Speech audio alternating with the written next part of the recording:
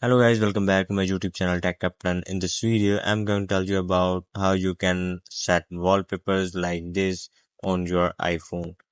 These wallpapers are 4K wallpapers and you can set on your iPhone by following these ways. So let's start the video. First, you have to open Play Store and here search Pinterest. You can see that second app, tap on it and download it. After downloading, you have to open this app.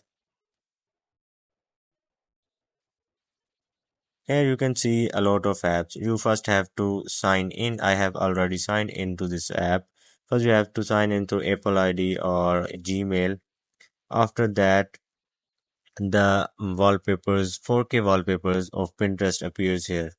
Now you can also search wallpapers for of any type. For example, I'm searching car accessories wallpaper and you can see a different types of car accessories wallpapers comes here. Tap on it, and now how you can download it, you can simply tap on three dots on the right upper corner and then download the image.